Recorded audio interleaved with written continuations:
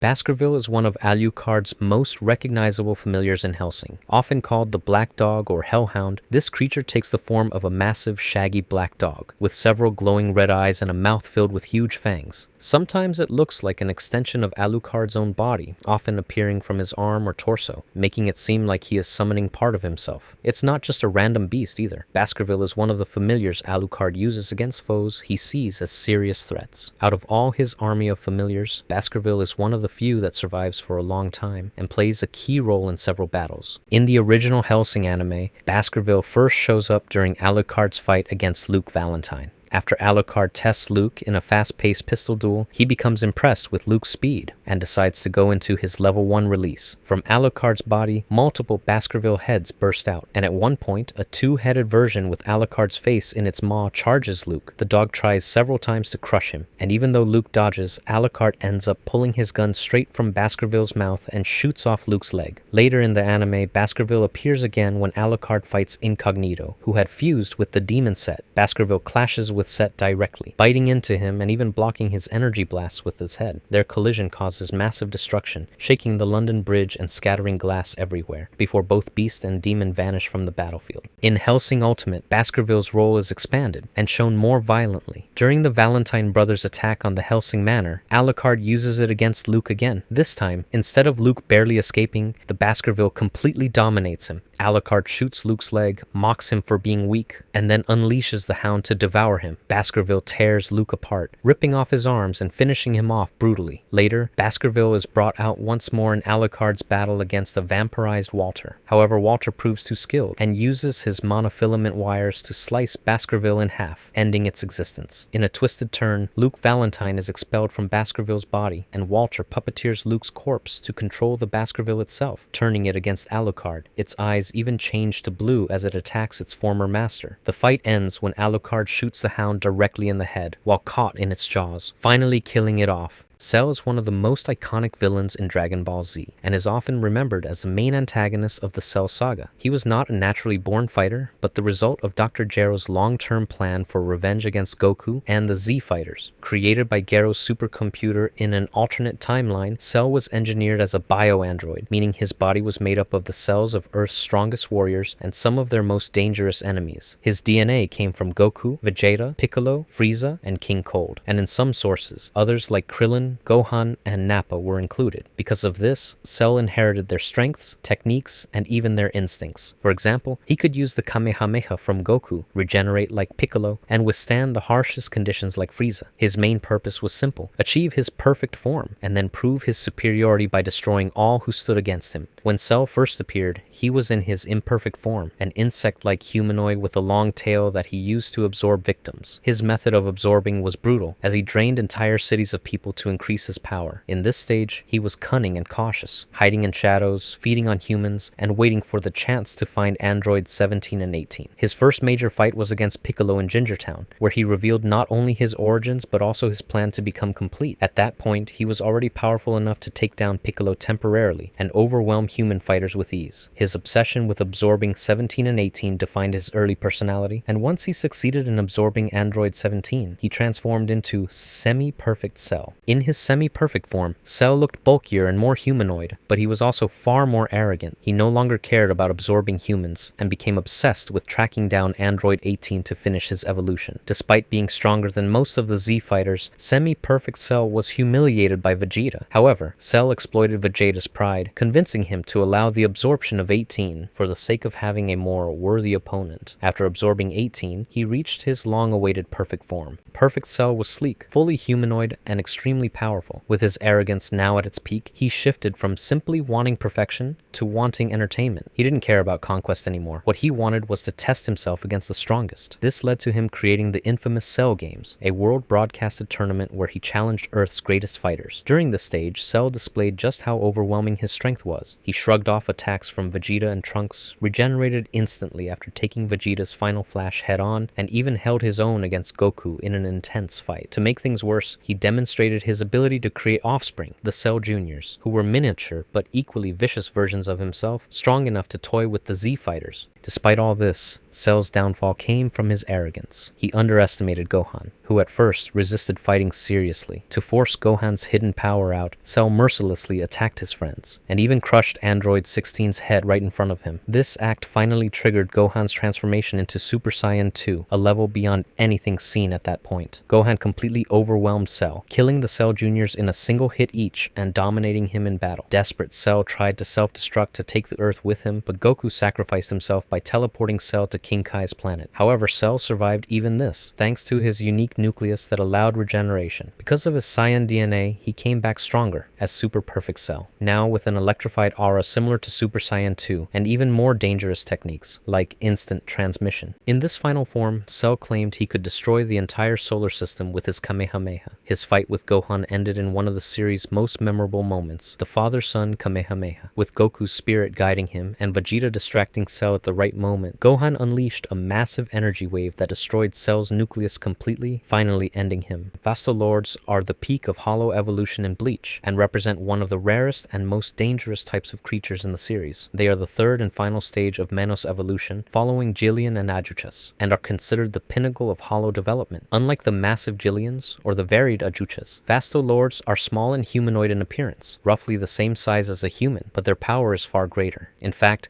their combat abilities are said to surpass the captains of the Gotei 13, the highest-ranking Shinigami in Soul Society. The evolution into a Vaste Lord is shrouded in mystery. While many assume that constant cannibalization of other Hollows would eventually lead to this transformation, the series makes it clear that simply eating thousands of Hollows is not enough. Xiaolong Kufang, one of Grimjiao's subordinates, mentions that the process might depend on the Hollow's natural potential from the moment of its birth. This makes Vaste Lordes incredibly rare, with their entire population in Hueco Mundo said to be small enough to count on one hand. Their powers include the typical Hollow abilities, such as Kero, Sonido, regeneration, and immense spiritual energy, but at a level beyond even most Arrancar. Hitsugaya speculates that if Aizen could gather 10 Vaste Lordes and evolve them into Arrancar, Soul Society would stand no chance. Most of the top Espada, like Barragan, Harabel, and Ulquiorra, are implied or confirmed to have been Vaste Lordes before becoming Arrancar. The arrival of a Vaste Lord in battle is not just about raw destructive power, but also about intelligence and control, unlike Gillians, which are mindless giants, or Ajuchas, which can be cunning but unstable. Vaste Lordes have both strength and clarity, making them highly efficient killers. Their rarity and strength make them legends within Hueco Mundo. Even among Hollows, they are treated as the elite, apex predators who stand above all others. Yomi is one of the 3 kings of the demon world in Yu Yu Hakusho, and is remembered as one of the strongest demons to ever appear in the series. He didn't start off as a calm and calculating ruler. 1,000 years before the events of the series, Yomi was reckless, impulsive, and always chasing after glory. He was part of Yoko Kurama's bandit group, and constantly caused problems by rushing into dangerous fights and taking unnecessary risks. His hot-headed attitude eventually cost him dearly. Kurama, fed up with Yomi's behavior, set up a plan for him to be attacked by another demon. During that ambush, Yomi was permanently blinded when his eyes were slashed, and he was left to die in the wilderness. But instead of giving up, he adapted. Over time, his body developed 4 extra ears to compensate for his blindness, and his hearing became so sharp that he could hear conversations across his kingdom, and even detect a person's emotions by listening to their heartbeat. That event completely changed Yomi's outlook. He abandoned his reckless behavior and started acting with patience and strategy. He modeled himself after Kurama, learning the value of planning ahead and keeping backup plans. Eventually, he built up enough strength to rule over Gandhara, one of the 3 major demon world kingdoms. His rise to power took centuries, but by the time of the series, he was an upper S-class demon, with enough raw strength and intelligence to rival Raizen and Mukuro, the other 2 kings. Raizen even warned Yusuke that Yomi was the greatest long-term threat to both the human world and spirit world, because his ambitions went beyond just ruling demon world. His vision was to unite all demons under one banner, creating an army powerful enough to conquer every realm. Yomi's power was not just about brute force. Losing his sight pushed him to fight with precision and control. His main defensive technique, the Demon Energy Absorption Wall, could absorb and neutralize demon energy attacks, making him nearly untouchable unless his opponent used a mix of spirit and demon energy, like Yusuke eventually did. His stamina was also unmatched. His fight with Yusuke in the demon open-world tournament lasted about 60 hours, which shows the level of concentration and endurance he possessed. On top of that, he had incredible speed, often moving so fast that it looked like teleportation, though he could also teleport for real. Offensively, Yomi could launch massive energy blasts, fire rapid barrages of shots, or create destructive tornado-like waves of energy that could overwhelm most opponents. Yomi's defining battle came against Yusuke. The two pushed each other to their limits, with Yomi's barrier proving too strong for most of Yusuke's attacks. It wasn't until Yusuke combined his demon and spirit energy that he managed to break through. Even then, Yomi held his ground, until the cries of his son kept him standing, while his own energy reserves finally gave out, costing him the match against Koku in the next round. Unlike many villains, Yomi accepted defeat with grace. He didn't lose his ambitions, but he understood the value of stepping back, especially after realizing that new generations like Yusuke's were quickly surpassing him. Masami Eiri is a human who turns himself into a digital god and becomes the main threat in Serial Experiments Lane. He's a man in his 30s, a brilliant but egotistic systems designer from Tachibana General Laboratories, and the lead mind behind Protocol 7, the upgrade that evolves the Wired. While building it, he secretly inserts code with his own memory and will, giving himself backdoor control over the entire protocol. Tachibana fires him, and soon after he's found dead on a railway. But that isn't the end. Eiri reappears inside the Wired as a conscious virtual entity. From there, he pushes a plan he's believed for a long time, that humans should give up their bodies and live forever as digital avatars. He builds a cult-like group called the Knights to worship him and carry out his orders. He also claims he created Lane, calling her an executable program in a physical shell, and tries to pull her fully into his version of the Wired. As the barrier between the Wired and the real world thins, Eiri starts manifesting to Lane, demanding she finish the merge and abandon her body. When she refuses, his new body glitches and warps into a floating, distorted creature with a long prehensile tongue and messy growths. Lane ends it by crushing him with telekinesis, hurling her computer hardware into him until he's pulp. Later, when Lane resets reality and the network, Eiri appears again as a regular office worker, grumbling on his way to Tachibana. The Wired Lane says he never existed in the first place, and even if he had, he wouldn't have dreamed up being the almighty god of the network. As god of the Wired, his abilities escalate beyond normal human limits.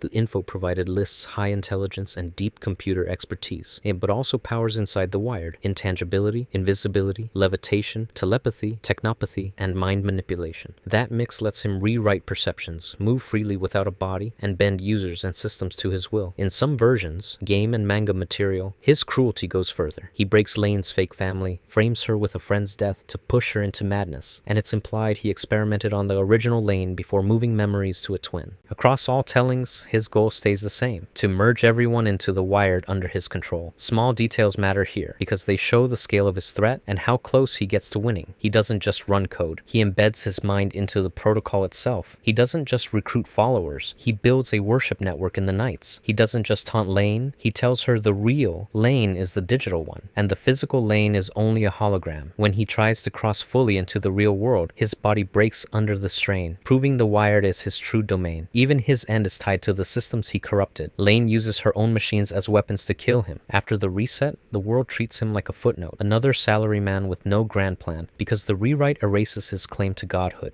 ZeedMillenniummon is one of the most dangerous and complex Digimon ever created, often described as the final and most destructive evolution of Millenniummon. This Digimon is classified as a wicked god type with a virus attribute, and its very existence is tied to chaos and destruction across all space and time. Unlike most Digimon that revert to Digi-Eggs when defeated, ZeedMillenniummon is unique because there are cases where it revives from its own corrupted data, which makes it extremely hard to erase completely. One theory suggests that when Millenniummon was destroyed in a furious battle, its dark soul returned in an even worse form as ZeedMillenniummon. Wrapped around its body are mysterious digicode bands that suppress its abilities. The strange part is that no one knows who placed these bindings on it, but it's foretold that if they were ever undone, ZeedMillenniummon would unleash destruction beyond anything the digital world could handle. This Digimon is a walking disaster that can fly freely across dimensions and through time itself. Its entire purpose is to ruin eras, destroy timelines, and shatter all worlds. During the ancient Digimon Wars, it acted as a weapon for Gul'mon's army of darkness and left countless countless Digimon casualties in its path. In later appearances, it continues to embody ultimate evil, showing up in different anime, manga, and games, each time with the same goal of collapsing reality itself. Its form looks like two dragon heads fused together, chained by digital restraints, and in some versions, the chains are even marked with the official Digimon web addresses as a design Easter egg. ZeedMillenniummon's signature move, Time Destroyer,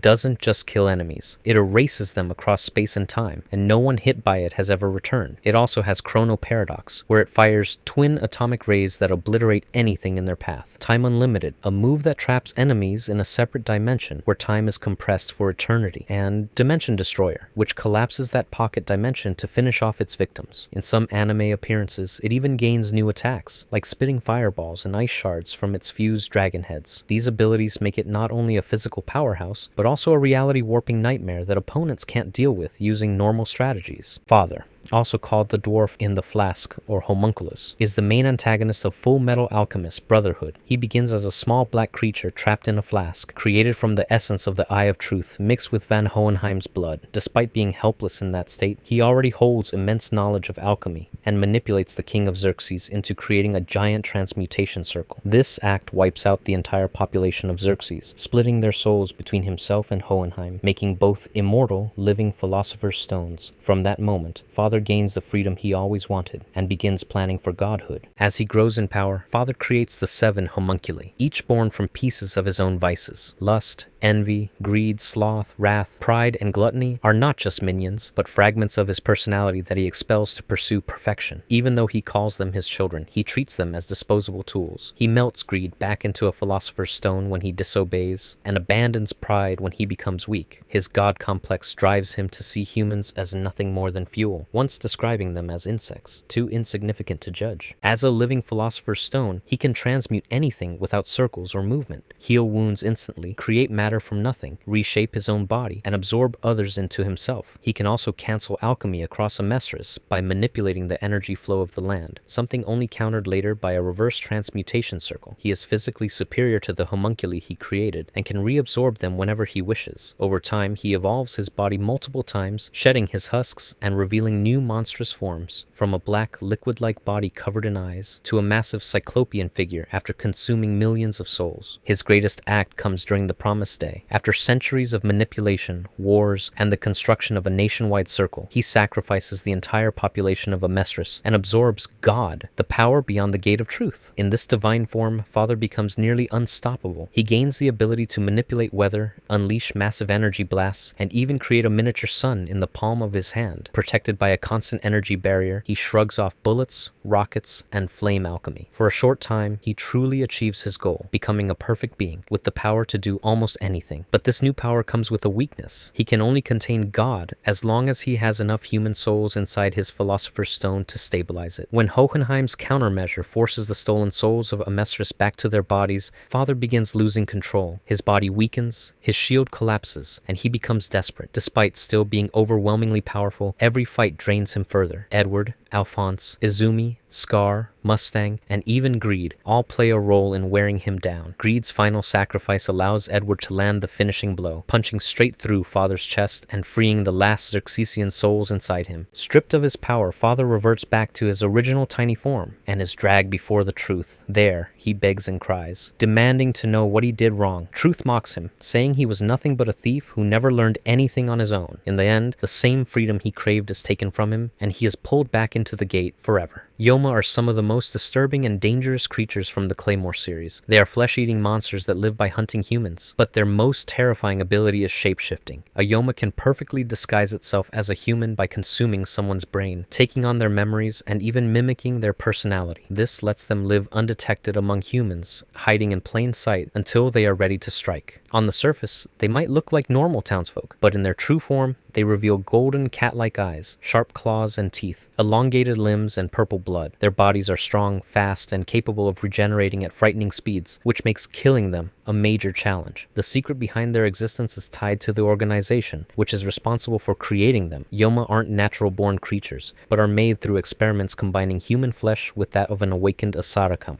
This creates a parasite that infects the brain and transforms the host into a Yoma. The organization uses Yoma for control, creating an endless cycle. The monsters terrorize towns, and the same organization supplies warriors, called Claymores, to kill them. Orphan boys are often sent north to become Yoma, while girls are turned into Claymores through surgical implantation of Yoma flesh. Most people in the world of Claymore don't know this truth, and even the Claymores themselves are kept in the dark about the real origins of Yoma. Normal Yoma are already a major threat, but there are different forms that push their power even further. Some Yoma develop wings, becoming flying Yoma that can launch aerial attacks and dodge most ground-based strikes. Then there are awakened beings, former Claymores who lost control of their Yoki energy and transformed into monstrous Yoma-like entities. These awakened beings are far stronger than regular Yoma and can vary greatly in appearance, sometimes resembling beasts, alien creatures, or even armored giants. From the strongest of these awakened came the Abyssal ones, former number 1 ranked Claymores who awakened and became nearly godlike in strength, each ruling over vast territories with no challengers strong enough to overthrow them. The organization didn't stop at Yoma and awakened beings. They later created abyss feeders, gruesome experiments made by implanting awakened flesh into human girls. These creatures were designed specifically to hunt down abyssal ones, turning them into living weapons with no will of their own. There's also the Destroyer, a unique entity formed when Luciella of the South and her sister Rafaela fused together. The Destroyer was so powerful that it didn't even have a physical weak point, and it created parasitic rods that could sprout into more Yoma-like creatures. Despite their different forms, all Yoma share a terrifying hunger for human flesh, especially internal organs. Their ability to blend in with humans makes them psychologically terrifying, since they can replace a loved one and turn on family and friends without warning. In some rare cases, the original human host's consciousness seems to linger, with Yoma shedding tears even as they kill. Claymores are the only ones capable of fighting Yoma effectively. These half-human, half-Yoma warriors are trained from childhood and given the strength to match the monsters. Even then, lower-ranked Claymores can sometimes struggle against stronger Yoma, while high-ranked warriors are needed to take down awakened beings. Still, Claymores constantly face the risk of losing control themselves and turning into the very monsters they fight. This creates a cycle where the line between hunter and prey is always thin, making Yoma central to the dark, brutal world of Claymore. The bunny elder baron from Blood Sea is the last elder baron to appear, and makes its debut in episode 12, leaving behind one of the bloodiest massacres in the show. Despite its name and rabbit-like features, this creature is anything but harmless. The bunny elder baron has several abilities that make it a nightmare opponent. It has immense strength and inhuman speed, capable of tearing through humans without effort. Its most horrific power is the ability to reshape its body. It can turn its hands into blades, spears, or even meat processors that grind its victims alive. Its shoulders can transform into sack-like pouches that trap struggling humans inside, crushing them and reducing them to a bloody pulp. The bunny can also divide and multiply,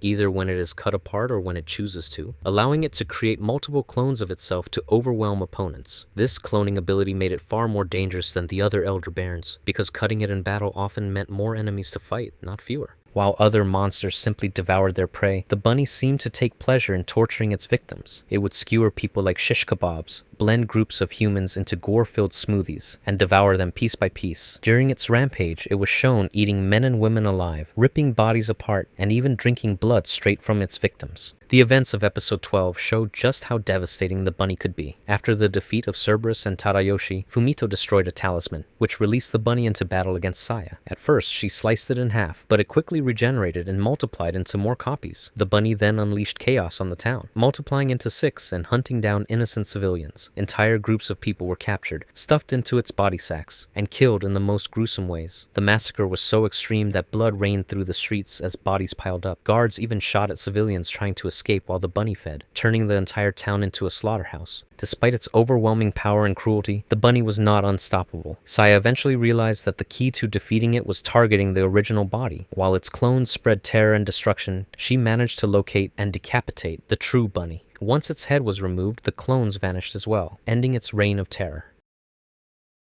Eto Yoshimura, also called the One-Eyed Owl, is a naturally born half-human, half-ghoul hybrid, the daughter of Yoshimura and Ukina. From birth, her life was full of tragedy. Her mother was killed by the secret organization V, and her father was forced to leave her behind for her safety. Growing up in the 24th Ward, Eto survived by cannibalizing other ghouls, which allowed her to develop her kakuja early. This bloody upbringing shaped her sadistic personality and fueled her hatred toward both humans and the world itself. By her early 20s, she had already built a terrifying reputation, leading attacks that destroyed CCG branches and massacred investigators. The CCG gave her the feared SSS rating and labeled her the One-Eyed Owl after her plumage-like Kagune and single Kakugen were revealed. While ruling Aogiri Tree as its founder and leader, she also hid in plain sight as Sen Takatsuki, a best-selling horror novelist. Her books were widely popular, with Ken Kaneki himself being a fan. This allowed her to shape public thought while secretly pulling strings in the ghoul world. She played both roles effortlessly, acting cheerful, clumsy, and approachable as Sen, while being brutal and manipulative as Eto. Her intelligence and ability to read people gave her an edge over enemies and allies alike. For example, she psychologically broke down Kanai von Roosevelt by exposing his hidden feelings and manipulating him into obedience. She used similar tactics on others, making her not only a powerhouse in battle, but also a master manipulator who could bend people to her will. Eto's abilities as a ghoul place her at the top of the food chain. Her Ukaku Kagune can form grotesque appendages shaped like limbs, mouths, and eyes. These extensions can attack, defend, or even detach to trap her enemies. She also mastered her Kakuja form, which transformed her into a massive monster capable of destroying squads of investigators and machinery with ease. Unlike most ghouls who lose their sanity when using Kakuja, Eto remained fully conscious, making her even more lethal. Her regeneration abilities are unmatched. She survived being cut in half by Kaneki, and even regenerated an entire head later in the series. Add in her superhuman strength, speed, and endurance, and it's no wonder she was considered almost unstoppable. Kishuarima was the only human who could fight her one-on-one and survive, forcing Eto to retreat after taking serious damage. Even then, she managed to escape with her father, and returned to fight another day. Throughout the series, Eto shaped major events behind the scenes. She planned the rise of the One-Eyed King, working secretly with Arma to create a ghoul who could unite both species. She took interest in Kaneki from the start, calling him Kakuja's egg, and pushing him to grow stronger. Her twisted affection for him was shown later, when she admitted she loved him because they were alike, both one-eyed ghouls caught between worlds. Eto also had a complex relationship with her father, Yoshimura. She hated him for abandoning her, yet she still used him to further her experiments. Her bond with her foster father, Noro, and her closeness to Tatara gave her loyal allies within Aogiri, but even then, she stayed distant, always focusing on her larger goal of revolution. Eto's story ended in tragedy, but also cemented her as one of the strongest characters in Tokyo Ghoul. Captured by Furuta and the CCG, she still found ways to manipulate situations from her cell. She revealed secrets about V, confessed her identity to the world in a press conference, and passed her will to Kaneki, urging him to destroy the twisted system. Even after being mortally wounded by Furuta, she returned as the taxidermied owl, regenerating and fighting to the very end during the Dragon Arc. Her last appearance showed her smiling, seemingly at peace after V was defeated. If you like this video, turn on the notification bell and subscribe for more.